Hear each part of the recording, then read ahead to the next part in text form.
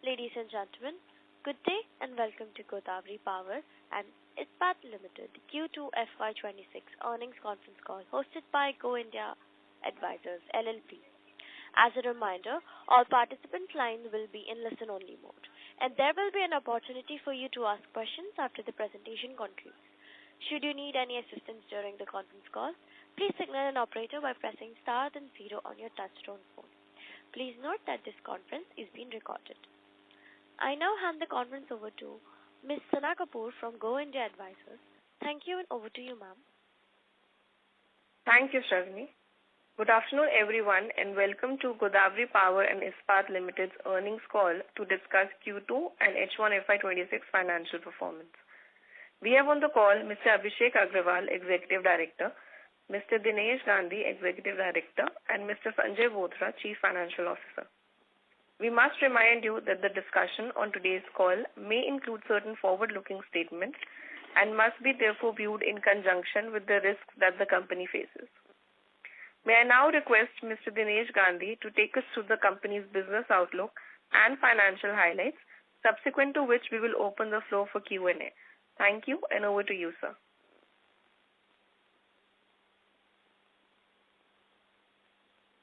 Ladies and gentlemen, the line of Mr. Dinesh Gandhi has been disconnected. Please hold while we quickly get them reconnected.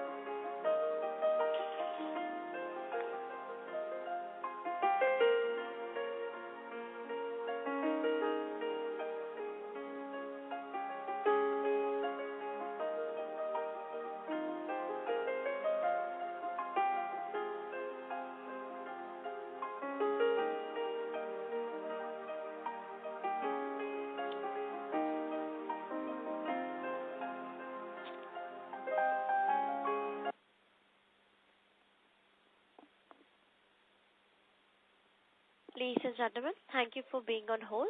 The management has been reconnected. Thank you, and over to you, sir. Hello? Yes, sir. Please go ahead. Yeah. Hello. Thank you. Good afternoon, everyone. Thank you for joining us. This call today. Our financial results, press release, and earnings presentation are available on our website and on the stock exchanges. I believe you have had a chance to review the same. At the outset, we are deeply mourned and grieved by the unfortunate and unforeseen incident which took place on 26th of September 25 in one of our pellet plant, in which 6 of our colleagues lost their lives and 6 others were injured. Our heartfelt condolences to the family of deceased colleagues. May the departed soul rest in peace. The company has provided financial assistance to the families of the deceased. While no amount can ever compensate for the loss of life, Our support goes far beyond the financial aid. We remain committed to ensuring long-term security of the families of the deceased employees through employment opportunities for eligible dependents, pension benefits for no employable member in the family, and uninterrupted education for children through reimbursement of school and education expenses. Safeguarding their future is our highest responsibility, and we stand fully committed by the same. Now, coming on the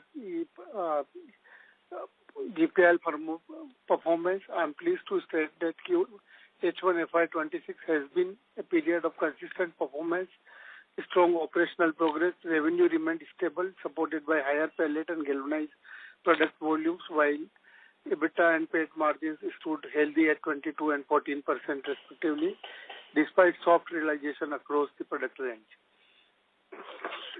On operational performance front, GPIL is well on track to meet its FY26 production target, despite loss of production of pellet for about 40 days due to the incident took place on 26th of September. While the plant was closed, we took the opportunity to prepone maintenance shutdown, which was in any case due in Q3 FY26. In H1 FY26, production volume of iron ore mining pellet value-added steel products grew by 18 and 16% respectively, despite loss of production of 5 days in September. Pellet sales rose 30%, while value-added steel products saw a decline. Realization softness across the product, except ferroalloys and galvanized fabricated products. In Q2 FY26, production increased further by 29% for the mining, 31% for the pellet, and 5% for value-added product. Pellet sales surged by 71%, whereas value-added steel products saw a decline. The trend in realization remained similar, with only ferroalloys and galvanized products maintaining YOY stability. Coming on the consolidated financial performance, in H1, sales turnover remained largely stable, supported by higher production and sale of pellet galvanized products. However, EBITDA and PAT were lower due to softer realization. Even so, EBITDA and PAT margins remained robust at 22 and 14% respectively. In Q2 FY26, revenue, EBITDA and PAT saw a YOY decline, driven by higher sales volume of pellet and rolled products. On QOQ basis, however, these metrics were lower owing to reduced realization and seasonal reckless for iron ore pellet and finished steel. EBITDA and PAT margins continued to hold firm at 20 and 12% respectively. Overall financial performance of the company remained healthy and stable. Let me now update you on other strategic growth plans of the company. I am pleased to inform you that we have been able to move forward on getting much awaited regulatory approvals for expanding capacity of Aridongri iron ore mines from 2.35 million ton to 6 million ton per annum, and we have successfully completed public hearing for environmental approval. The environmental approval is in final stage now and expected by end of December 25. The 2 million ton pellet capacity expansion is progressing as planned. The pre-commissioning trials are underway and commissioning targeted by end of November 25, which is awaiting consent to operate from State Pollution Control Board. The entire work for the commissioning of project has been completed. The land acquisition for expansion of iron and steel capacity has been completed with 452 acres of land secured for integrated steel plant and CRM complex. The 0.7 million tons cold rolling mill complex project is progressing well, with land acquisition completed and major equipment orders placed. The total cost of project for CRM project is 900 crore, of which 600 crore is financed through the debt and balance remainder funded via internal accrual.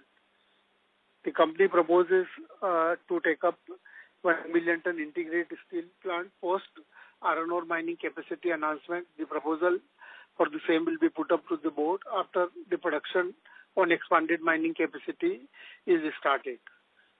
Godawari New Energy Private Limited, and wholly owned subsidiary of GPIL, has planned to set up 10 gigawatt battery energy storage system project in Maharashtra, for which land acquisition of 112 acres has already been completed. The cost of project is 700 crores, which is proposed to be funded via debt of 60% and balance from internal accrual out of equity contribution from GPIL.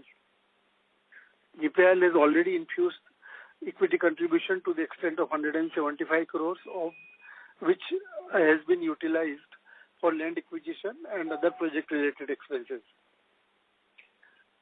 The board in its last board meeting has approved setting up an additional 250 megawatt solar power capacity in addition to earlier announced capacity of 125 megawatt for captive use in CRM project and integrated steel plant.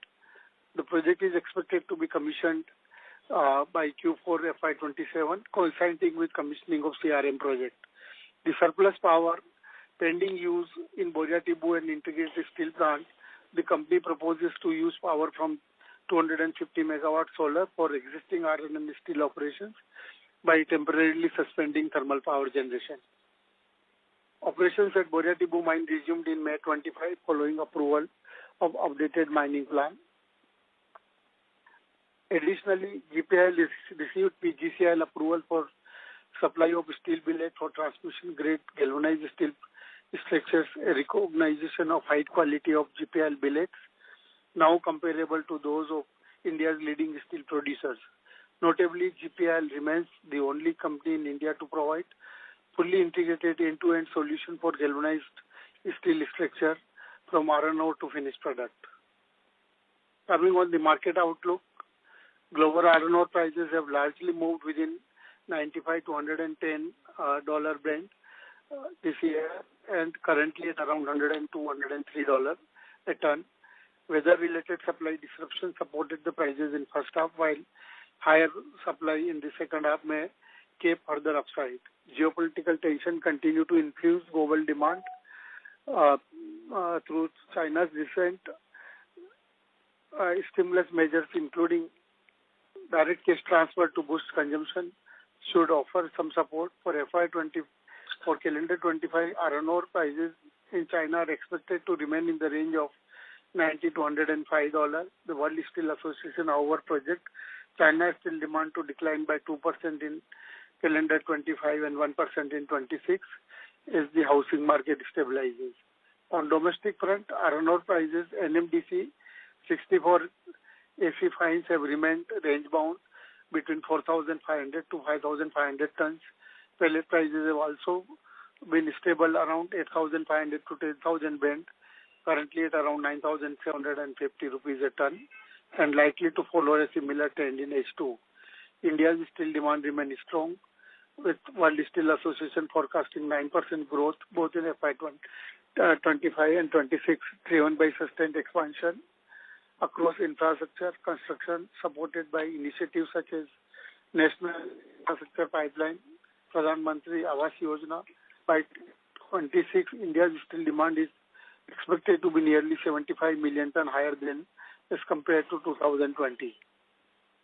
Taken together, our operational consistency, disciplined project execution, forward-looking investment highlight GPIL readiness for next phase of growth. Backed by over 4 decades of industry experience, strong leadership, and committed workforce, the company stands on the foundation of strength and resilience. Going forward, as we scale our mining and pellet capacities, strengthen downstream capabilities, and deepen our renewable energy integration, we continue to build on a strong competitive position. Our solid net cash position, strategic capex pipeline, and strong ESG focus further support our long-term value creation efforts. With efficiency gain and cost savings from solar project, benefits of captive iron ore resources, GPIL is well positioned to capture emerging opportunities and deliver sustainable value to all stakeholders. I would like to now like the floor open for question and answer. Thank you. Thank you. We will now begin the question and answer session. Anyone who wishes to ask a question may press star and 1 on their touchtone phone. If you wish to remove yourself from the question queue, you may press star and 2. Participants are requested to use handsets while asking a question. Ladies and gentlemen, we will wait for a moment while the question queue assembles.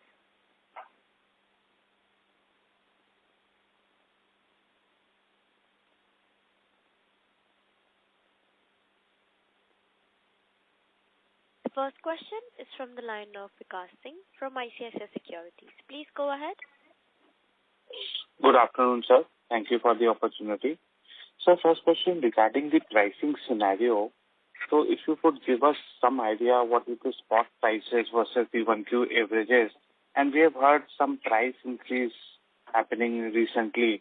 So could you just confirm the same? And lastly, anything you heard on the safeguard duty, which has provisional has been lapsed? Hi, good afternoon. The prices, are you talking about our sales prices, right? Pellets, Concall, yes, and so on? Yes. Okay, so pellet H1 has been close to 9,500 average. And looking at the current demand and supply, we feel H2 also will be on the similar level because pellet demand in domestic market is still quite strong. Of course, there will be plus minus 10% on account of demand, but more or less it's stable. So DRI is about 22, 23 on the lower side. Billets were about 34 on the lowest. Right now it's about 35,000 rupees. And finished it around 38, 39,000. So prices in last, I would say 6 weeks or so have been close to rock bottom for this financial year at least. Demand looks to be picking up as monsoons got over. Now everything is, festivals are over. So hopefully in H2 we can see a better realization compared to H1. Okay. And was there any 1,000, 1,500 kind of the price hike in the last 1 week in the longs product? So, see, as I said, right, so slowly the demand is picking up. So what happens now, people try to, increase the prices in a haste. But if the demand is there, it sustains. It doesn't sustain, then, it rolls back. So that has been the trend from last couple of weeks where, the prices starts going up and then it comes down a little bit again. But I'm very sure things should improve from here on. Okay. So any words on the safeguard duty which you have heard because the provisional has been lapsed and we are not sure by when the final notification would come? No, not because since I'm not mailing to, that product of HRC, right? So I don't follow it very closely, but yeah, I think at the moment everyone's hoping it should come soon to support the industry. Noted. So my second question is your strategy towards, using solar power to use in the future projects as well. So that 250 megawatt solar power which you intend to use in the CRM, how should we look at what kind of the cost saving it will give and does it really make sense because that money could go for the new product or increase your overall volumes? So just wanted to understand what kind of the internal IRR on that project we are expecting at this point of time, especially when there's no premium on the green steel. I'll tell you. So, see, if you don't install any power and we import power from the grid, right, my grid tariff will be close to about 8 rupees, 7.75 to 8 rupees annually on per unit basis. So when I calculate that, because, the CRM, it's a volume business, there's a lot of competition, but it's high value addition, but the margins are thin. We operate between 8 to 10%. So every penny matters, right? So if I import 8 rupees grid power and, give it to my CRM complex, so my operating cost will be on the higher side. Rather when I have a land available for me, which I can use, and I've been doing solar power since so many years, so I think this is the right way to invest in the solar power so that my operating cost goes down from day one. No, if not today, and plus, just to tell you that solar power plant will not only go for my CRM complex, in the long run, it will also be feeding to my second mine, Godawari mine, where we will be, installing power there as well because the mine tariff is close to 12 rupees.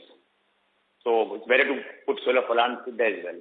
So this new 250 megawatt will feed to my CRM as well as my mine in the longer run. Noted, sir. Actually, I was coming from the fact that a thermal power plant of much lower capacity and cost would have also sufficed your... No. So I'll tell you, in that way, firstly, today thermal power plant is not cheap. It's 7 crores minimum per megawatt, right? Plus, as a company, we've decided we will not be going for any fossil fuel thermal plants. We have no intention of going back into that. We are very much happy in moving forward because sooner or later, I'm very sure with new government norms, new carbon tax mechanism which India has proposed, things will get, beneficial for us in the longer run. We will start getting the results of whatever investment we're doing right now. I'm very sure about it. So we have no intention of going back into fossil fuel. Noted. And sir, until your own HRC capacity comes in, you would be buying HRC from the market. So what kind of margins do you think you would be making in CRM? No. Just to correct, we are not entering into HRC market. Our new steel plant, when it goes ahead, it will not be making HRC. So we will be a long-term buyer of hot rolled coil from the market to feed to my CRM complex. So what kind of conversion margin do you see at current spot basis? I know that the future can't be, predicted. To be honest, but at current level, what kind of the conversion margin do you see in the CRM complex? That's what I'm saying. As we said, the industry 10, anything between 8 to 10%. That's 10% is a very good number. I would say 70% is an average number. So even we have considered the same margin when we did our entire business planning. So we will be a buyer of HRC from the market on the longer basis, and we will be feeding and converting to value-added products. That is the whole idea. Noted, sir. And sir, just one last question. Once the Ari Dongri mining capacity goes to 6 million tons, do we would have the need to run Boria Tibu simultaneously, or we will save that Boria Tibu for the future? So just wanted to understand our sourcing.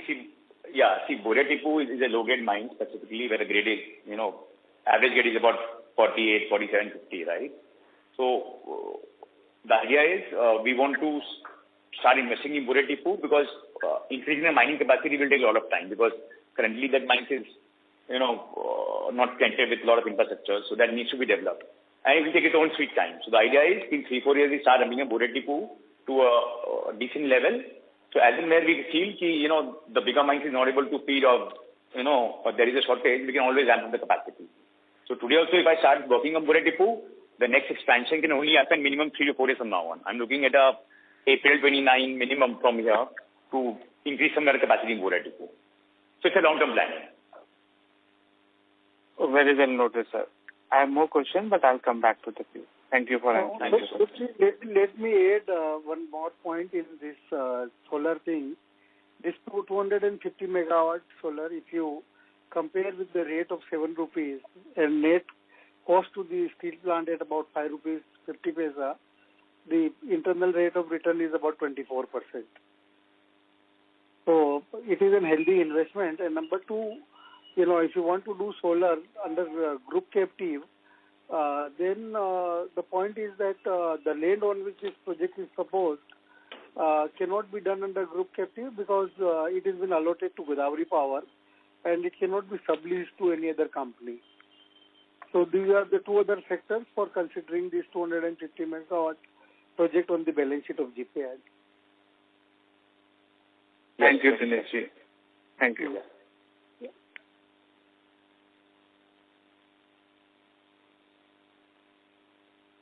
Thank you. The next question is from the line of Siddharth from Equirus Capital. Please go ahead.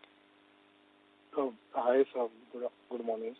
So my first question is on the mining capacity. Now with Ari Dongri going to 6 million ton, when do we expect the entire crushing beneficiation come online and we should be at that 6 million ton run rate on an annual basis? So hopefully we should get the final clearance from the State Pollution Board by end of this quarter, and from there on, so January probably we need a couple of months to get things back in order because we have been trying to manage till now because the EC has been delayed for 2 years. So we see a ramping up capacity happening from April 26, and next year 6 million looks difficult, to be very honest with you. Our idea is to reach 4.5 to 5 million tons next year, and then full throttle 6 million tons from January 27. That is the whole idea. To go ahead. So broadly, so we are targeting the. Yeah, sorry. Go ahead. Boria Tibu mines will mine about 5 lakh tons annually, out of which I'll get about 3 lakh tons of concentrate. So that will give me a decent cushion to operate my plant from my own captive mine, all the pellet plants. So broadly, so we are suggesting that the beneficiation and crushing facility also should come online by calendar year 26 end, and we should be in place to ramp up the... No. So see, we're already running a 0.6 million beneficiation plant. So the further expansion is just extension of it, So we are completely ready. Once we get the permission, we'll take about 4 to 6 months to get the line up and running. Okay. So we're expecting by June, July, the full beneficiation will be in place, right? And since it's going to be monsoon, so you can expect from Q3 onwards, the entire beneficiation and mining will be at full capacity. So at peak, given where our current capacities are on the expanded pellet capacities, what would be a peak iron ore requirement in 27 then? You mean FY27?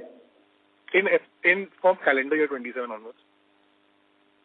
See, so we will be producing at a current pellet levels, we should be producing anything, about 4.2 million tons. And assuming 15 to 20% yield loss on beneficiation, so we need about, about 5.7, 5.8 million tons. So that is the whole idea. So we mine about 5 million tons in the first phase, take it to 6 million tons in the second phase, so that we are always 100% captive. So we will broadly not use any iron ore for manufacturing sponge. We will still use pellets to manufacture sponge, or we might transfer something there also? No, we cannot, because our mine is magnetite, and magnetite is not suitable to directly feed into sponge iron. The only way you can consume magnetite is through iron ore pellet route. So our DRA capacity will always run on 100% pellet. So broadly, we should look at it that way, that at peak also we would be mining somewhere between 5.5, 5.7 million tons. I mean, see, 6 million tons, and so 6 million is what the idea is. So 5.5, 5.75, depending on, how the monsoon will play. But the idea is whatever requirement we have for a captive pellet plant has to come from our mines. Okay. We're very clear about it. And we have no intention of selling any surplus in the market. So secondly, in terms of the CRN complex, any timelines for both the CRN complex and the BESS plant? See, so as we have informed earlier to everyone, so we're looking at the commercial production of April 27, which is FY28, for both, for BESS as well as for the CRN. And in 2 years, we should reach at full utilization of that? Sorry, come again? So the utilization, we should reach near full utilization in 2 years of operation? So see, because both things, for us it's a first-hand experience. So we are assuming a 50% to 60% PLF on the first year, and then from second onwards, we will be at 80% plus in both the plants for sure. That is the whole idea. Okay. So, and given that now we will start work on even Boria Tibu mine, so broadly 2-3 years down the line, again we will look at expanding our pellet capacities, or how should one think? No. So the idea is the Boria will raise the capacity so that it can support our additional capacity requirement of in this new steel complex. So we might require 1 million ton because we might put up a sinter plant there. So the idea is to beneficate Boria ore inside the mine, reduce your wastages, and then straight away send it for usage in my new steel complex. So that is the thing with my new steel plant. So we will time the Boria Tibu capex also with the steel plant only. That is how one should think about it. See, the capex is not very, very, very big. The idea is because there are a lot of approvals required and new EC has to be obtained.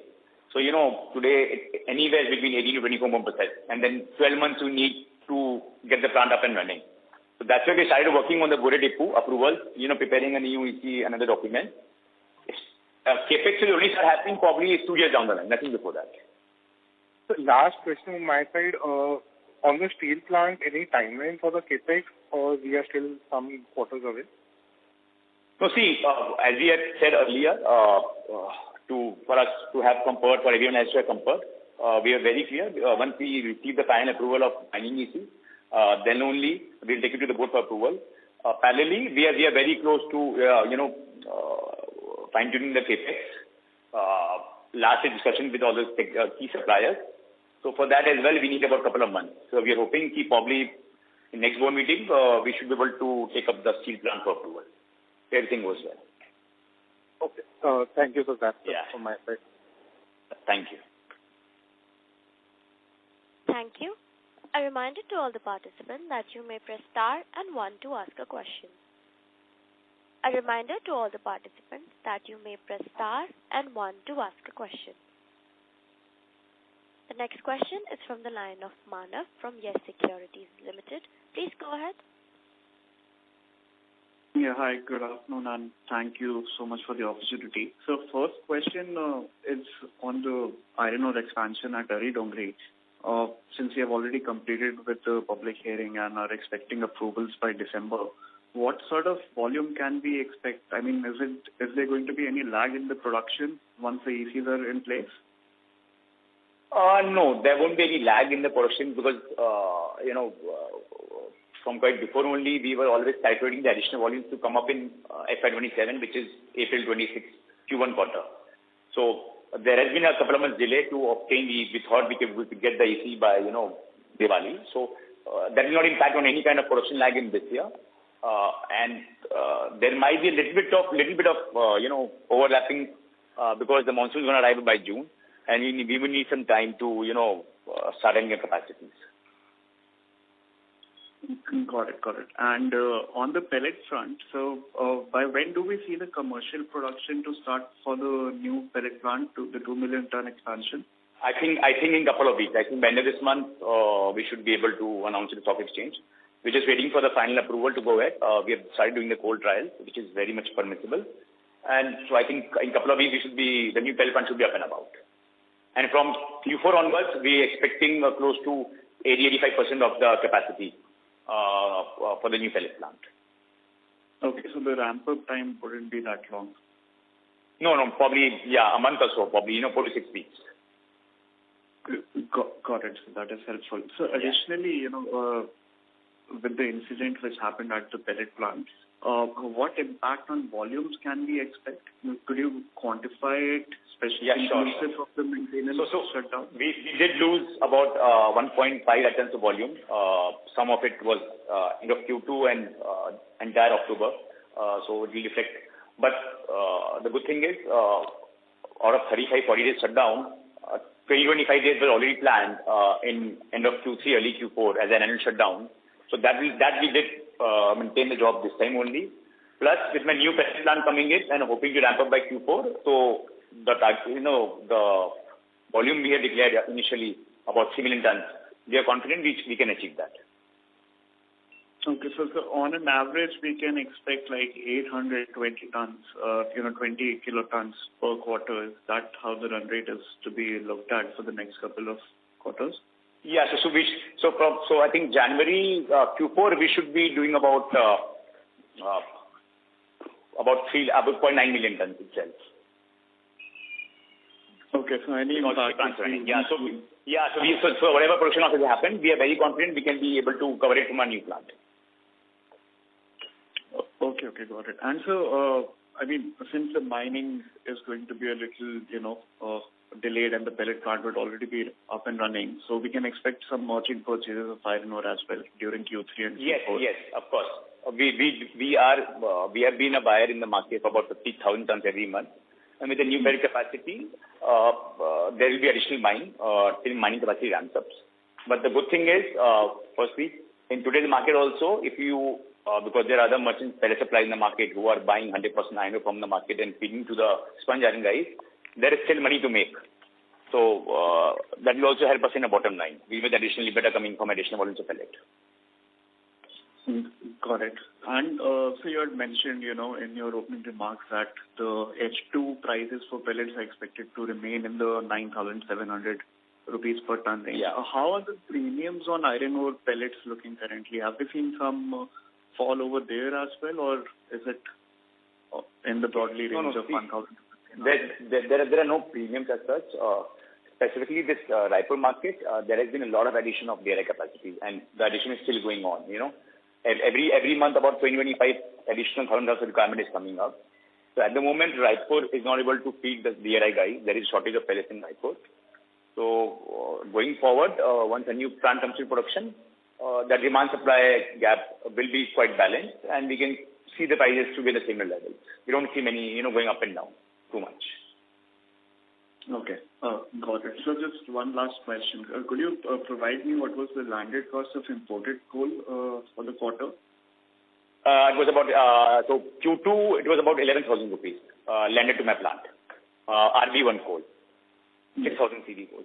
Yeah. Okay, and how is it shaping up in Q3? I mean, any impact? So, initially, the market was on the lower side. The index had gone down below $80. But there'll be a little bit of current, but not much. So, we can see Q3 should be between 10,500 and 11,000 rupees. Because dollar has again have gone up, from 86 to 89 levels. So, that's also need to be considered. So, yeah, plus minus 500 rupees max. It's quite stable only, I would say, the imported coal as well. Sure. Thank you so much, sir. All the very best. Thank you.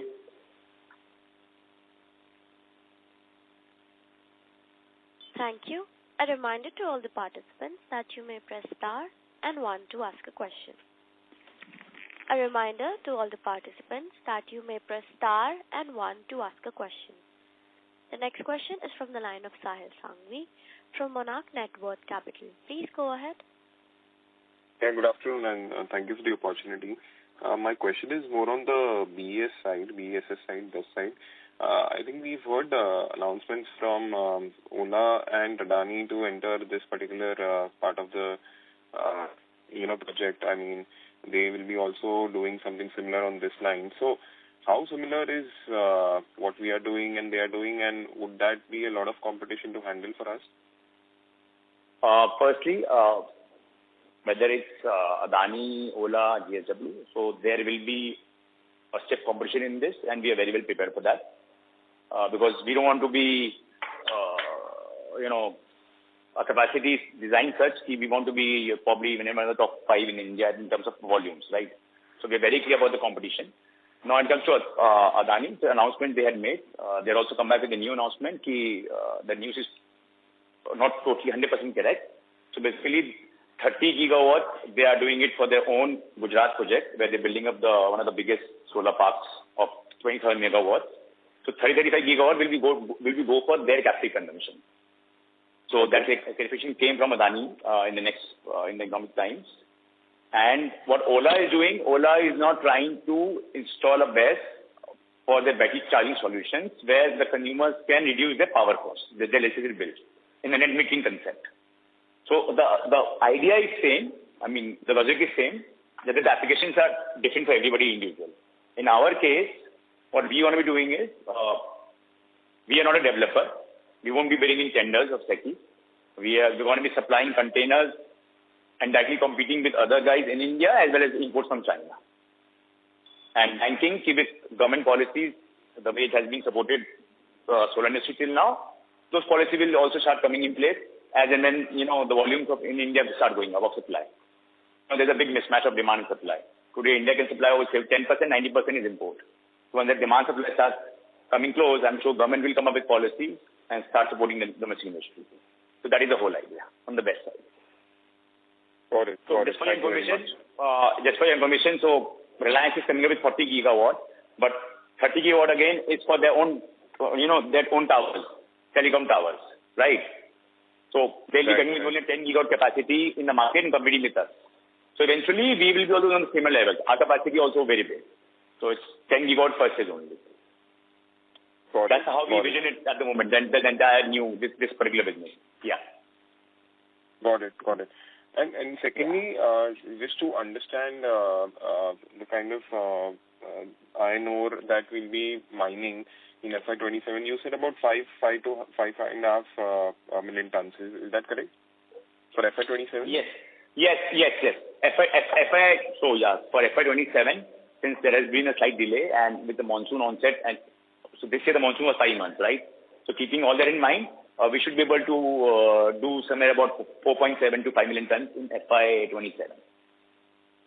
And the expanded beneficiation plant of 6 million tons from 0.6 to 6 million will be up and about by, say, June, July, which is end of Q1 or Q2, early Q2. Right. And so the balance requirements this year and next year will be solely dependent on the market, or would there be some supplies from Boria Tibu also? I mean, how would Boria Tibu supplies are continuing. We intend to, do a constant mining of about, say, 0.5 million from Boria Tibu, where we'll get about 0.3 million tons. So there'll be additional support of our own magnetite raw material. Rest, we will have to go into the market to keep running a plant. But I'm hoping this should continue max till probably, say, March. Because from April onwards, we will see additional volumes coming out of the mines. Okay.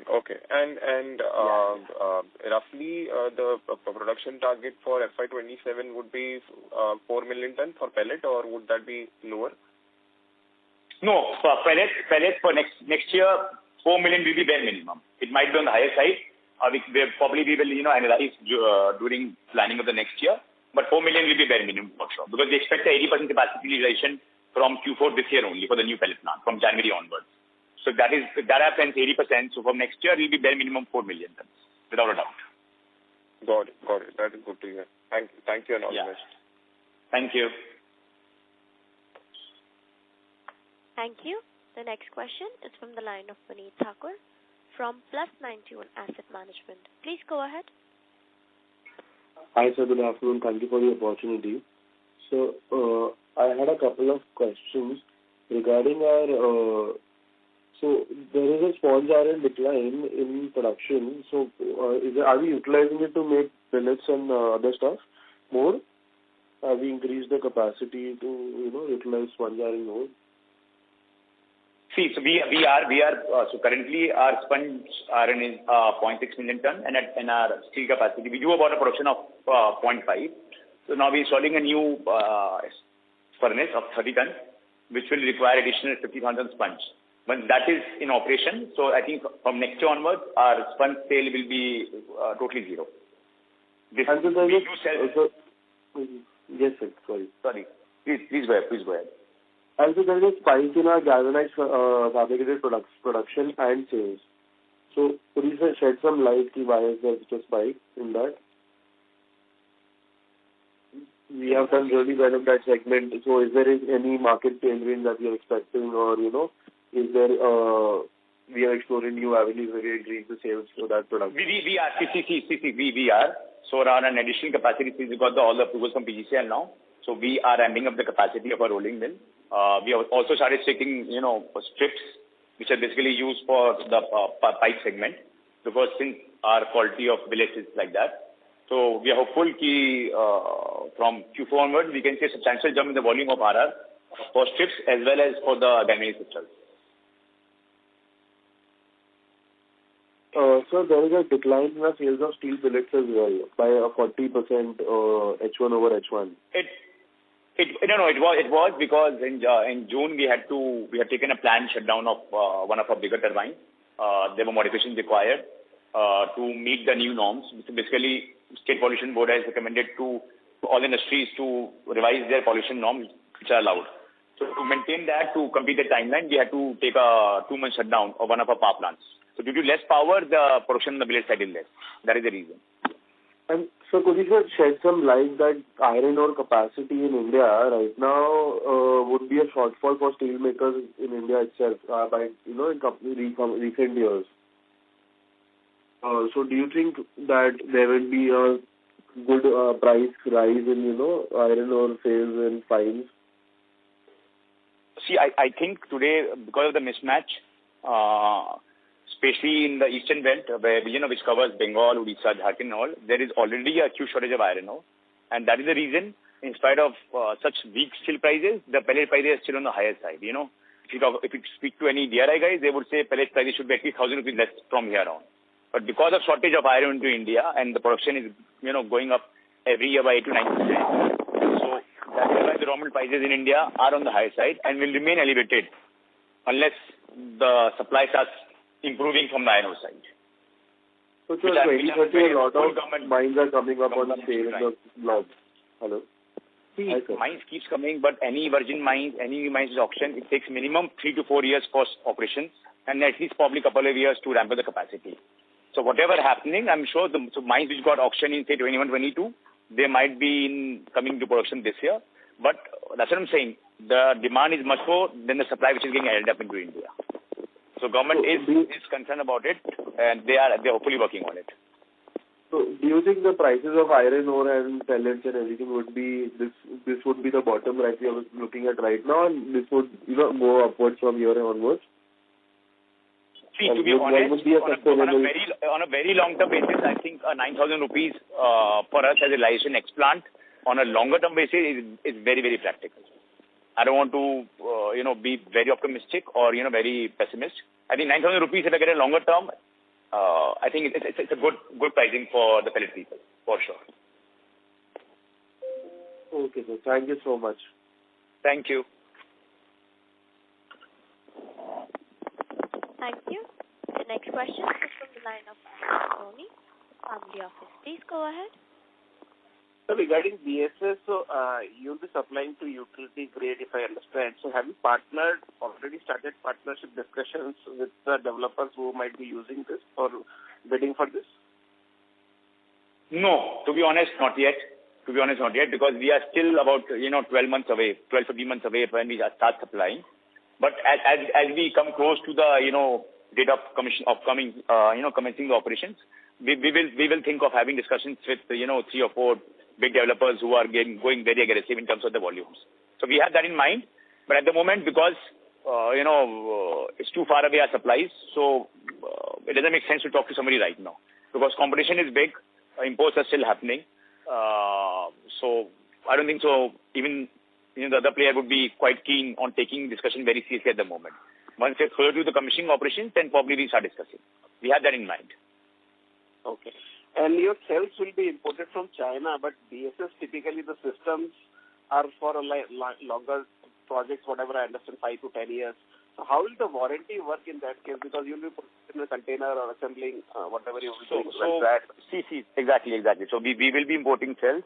So whatever warranty we're getting on cells, we will pass on to our buyers, back to back. That is the whole idea. And apart from cell, everything will be done in India. If you study the government policies, so PCS is already compulsory from India. EMS is already compulsory from India. So government is very proactive in supporting the domestic manufacturing. So only the cells will be imported. Rest everything will be from India only going forward. So you basically say any issues come in wherever you're buying from China, they will be helping out with that warranty. And typically, what will be the warranty period if at all you're importing from China? For cells, if you know the technicality, so for it's basically 8,000 cycles for 2-hour charge. Basically, roughly it's about say 8 years, 10 years down the line, depending on the cell category. And for cells, because we do realize it's a very critical part of our operation. So we are only discussing with top air class in China and trying to enter a long-term supply for them. So that's how we're going to be procuring cells on a long-term basis with top A category suppliers only, like CATL, EV, lithium. These 3-4 we have identified, and we are at a very advanced stage of negotiation with them. Okay, sir. Thanks and all the best. Thank you.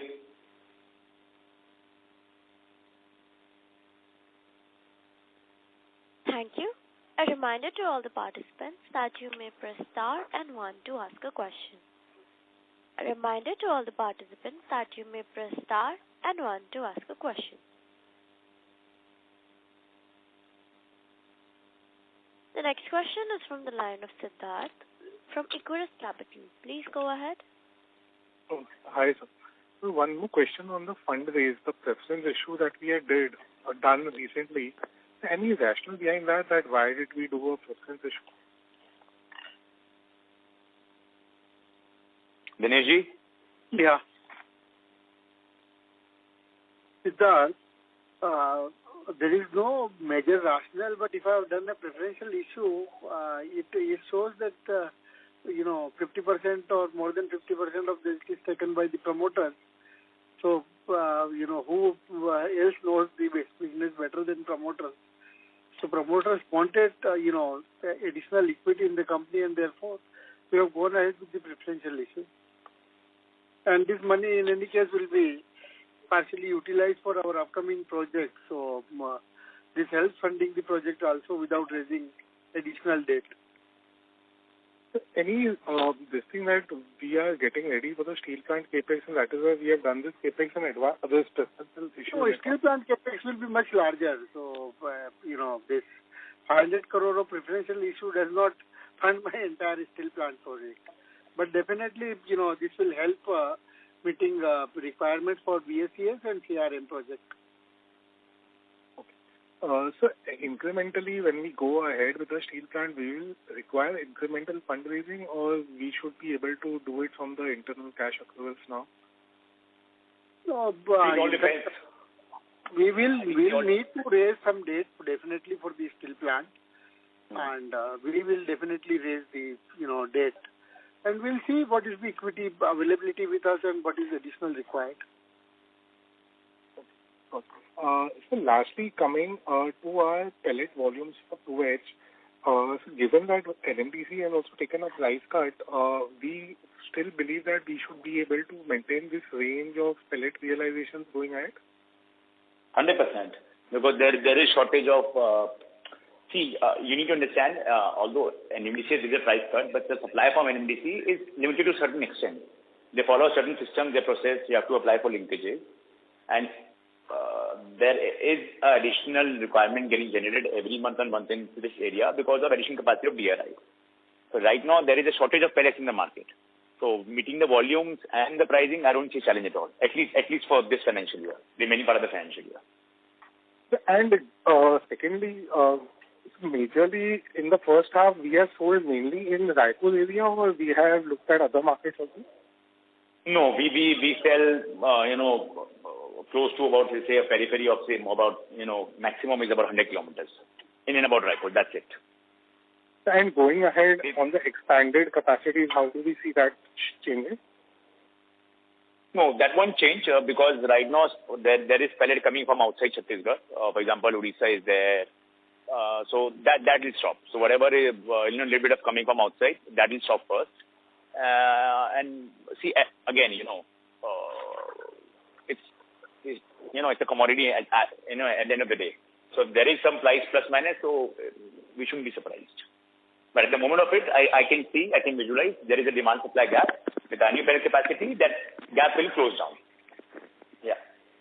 And you want to put in any number in terms of how much DRI capacity has been added in India over the last 1 to 3 years? No, I would. So I don't have the data. Let me get back to you on that. Let me check and get back to you on that. I don't have the data right now. But we are very confident that of the incremental offtake also, we should not see any challenges given there was... No. I know DRI capacity in Chhattisgarh at least because, being a small town, we keep talking to each other at the promoter level. So I know which guy is joining how much capacity, how much is still in pipeline. So that idea we have, but just to give you a data, exact number, and you need to go back and come back to you on that, I need to check. Okay, got it. Yeah. So lastly, just on the secondary steel, given that we have seen a significant weakness in billet and sponge iron pricing, do you expect this trend to continue in the third quarter as well and some pickup in the fourth quarter? Hopefully not. See, I really don't know when demand comes and demand goes. I still wonder currently what happens. But I hope the demand comes back because the period has been extended now. It's almost been 5-6 months. So I hope as an industry, the demand comes back and the prices do go up. Otherwise, it will be a tough time for, as an industry, tough time to survive this phase. Yeah. Okay. Got it. So thank you so much. Thank you. Thank you. A reminder to all the participants that you may press star and 1 to ask a question. A reminder to all the participants that you may press star and 1 to ask a question. The next question is from the line of Manav from Yes Securities. Please go ahead. Yeah, hi. Thanks once again for the opportunity. So just building on Siddharthji's question regarding a 2 million ton pellets also coming into the market. Are we looking at exports as a strategy sometime down the line just in case there's an overflow of pellets? Yeah, 100%. Of course. See, I always have, when I am the exports, I do track the market. If you see, even Lloyd is exporting a little bit of pellets because of his current supplies. So exports are always open, and export market is, I would say, moderately strong at the moment. If you see iron ore is well above 100, there is the amount of pellets in the market. So we are very much open for exports as well. If there is a challenge selling in the domestic market. Got it. And have we, I think a couple of quarters back, we did have one shipment for the exports, but have we done anything during the first half? No. See, right the moment, export only happens when there is actually a necessity, There is no demand in the local market. We just to, sell the additional volume for the time being. But with new capacity added up, there might be a situation where probably have to do, sell one cargo every month. So never knows how it plays. But we are very much open. Got it. So second question is for, the CRM and the battery energy storage. I think for the CRM, we have already done with the order placements in the second quarter. And what's the status on the battery energy storage systems right now? As Dinesh mentioned during the start of the call, so we have acquired the land in Aurangabad industrial area. It's called Auric. And signed a industrial policy MOU with Maharashtra government. We should be getting starting the demarcation work and other infrastructure work during the next month. And from January onwards, we should be able to start work at the site in full throttle. Machine orders started being placing in respective buyers, be it in India, be it in China. That should complete in next 6 months, and a line should be up and about, say, anything between January 27 to March 27. The pre-trial commissioning and all that. Got it. So FY27 end is where we expect the... Yeah, so for both, we have, for BESS as well as CRM, we have given the commissioning dates to be April 27, which is FY28. And we should be able to, meet that. Got it. Sure. Thank you so much once again.